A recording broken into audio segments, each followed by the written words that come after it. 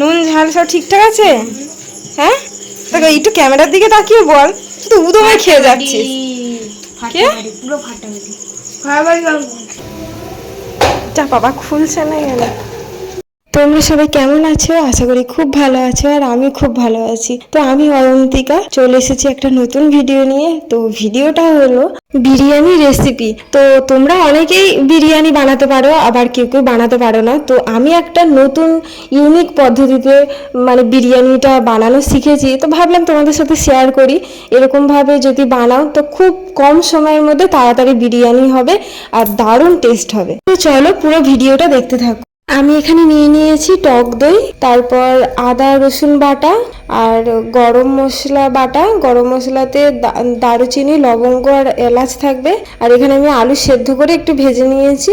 আর এই যে মাংস, তো মা ডিম সেদ্ধ করছে, আর এদিকে ভাতও চাপানো হয়ে গিয়েছে। এই চাল কিন্তু বসুমতি চাল।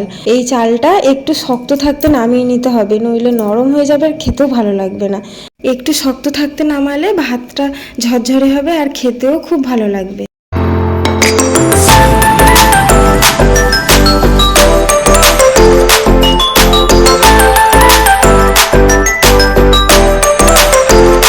এখানে আমি তেলে পেঁয়াজটা ভেজে নিচ্ছি, আর মাংস অনুযায়ী তরকারিতে কতটা নুন লাগবে সেরকম নুনটা দিয়ে দিতে হবে এই পেঁয়াজে। তারপর একে একে আদা রসুন বাটা, লঙ্কা গুঁড়ো, গরম মশলা বাটা, সানরাইসের বিরিয়ানি মশলা দিয়ে ভালো করে নাড়তে হবে। তারপর মাংসটা দিয়ে দিতে হবে, আর সবার লাস্টে টক দই দিয়ে দিতে হবে। তো আমি ওখানে টক দই দেখিয়েছিলাম, আর আমার এই মাংস অনুযায়ী আমার হাফ টক দই লাগবে। যদি তোমাদের বেশি মাংস থাকে তো পুরোটা দিয়ে দেবে। এবার সব একসাথে ভালো করে কষতে হবে, পুরো হালকা আঁচে ধীরে ধীরে কষতে হবে থালা চাপা দিয়ে।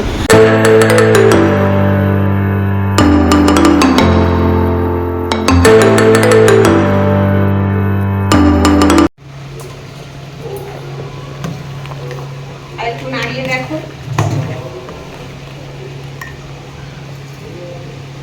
এখন আমার ভাত হয়ে গেছে, এবার ফ্যান ঝেড়ে নেবো।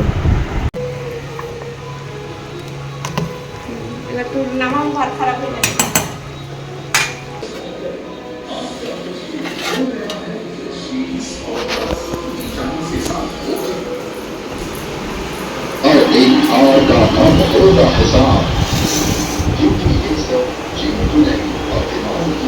তো দেখো ভাতটা কি সুন্দর ঝরঝরে হয়েছে।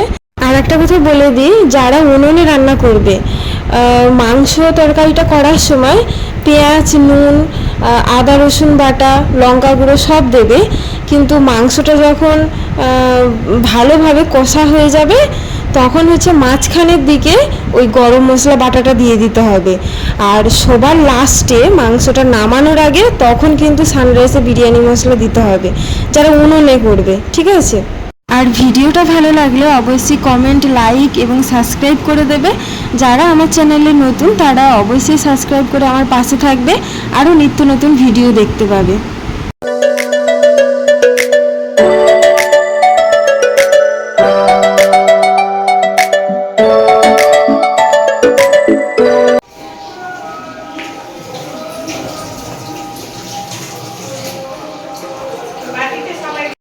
তো এখানে দেখো আমার মাংস রান্না হয়ে গিয়েছে, আর এই রকম মাখা মাখা একটু ঝোল রাখতে হবে।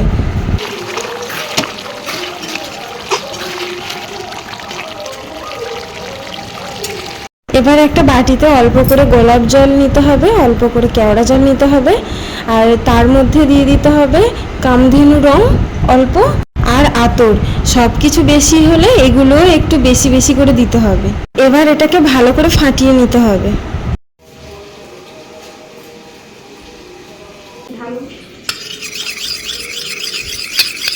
এবার এটা ভাতের উপর ভালো করে দিয়ে দিতে হবে। তো এটা আগে দিলেও হবে, পরে দিলেও হবে।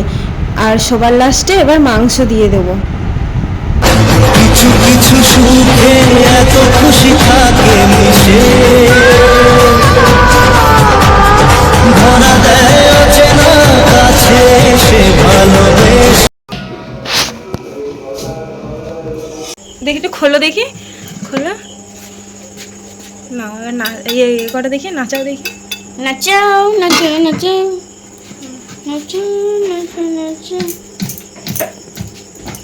যেন মেখে যায় ভালো করে। সেন্ট বেরোচ্ছে, তোর খিদে পেয়ে গেছে? সেন্টের চাটা খিদে পেয়ে গেছে। হ্যাঁ নাও নাও, এবার হয়েছে হয়েছে দেখি। এটা ঠান্ডা জল বার করতো ভাই। হ্যাঁ। দেখেছো হয়েছে?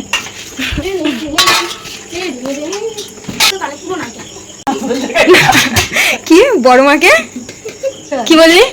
হ্যাঁ বড় মা এত ক্রেডিট পাচ্ছে, সর্বনাশ।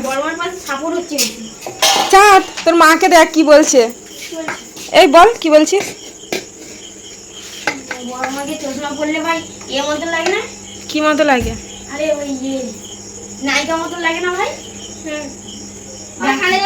বইতে নায়িকা নায়িকা বলে পাখি পাখি পাখির ভালো নাম হচ্ছে শুভশ্রী। আর ভাত যাতে না ভাঙে সেরকম ভাবে বার করে। ওমা অপুর ভালো নাম ভালো হয়েছে বিরিয়ানি। হ্যাঁ অঙ্কুশ, অপুর ভালো নাম হচ্ছে অঙ্কুশ।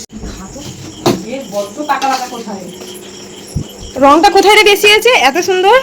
হ্যাঁ বাড়িতে খাওয়া হালকা খাই না? হালকা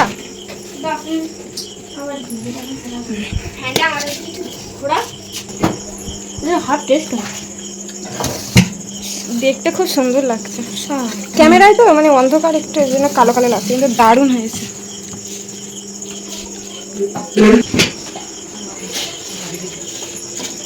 কি কমেন্ট কর কিরকম হয়েছে বল একটু, বলুক একটু ব্যথাটা মরে। আচ্ছা কি মানে ঢপ মারছিস না তো? দিদি রান্না করেছে, সত্যি কথা বল। সত্যি সত্যি নুন ঝাল সব ঠিকঠাক আছে? হ্যাঁ তোকে একটু ক্যামেরার দিকে তাকিয়ে বল, শুধু উদমে খেয়ে যাচ্ছিস। কে পুরো ফাটাফাটি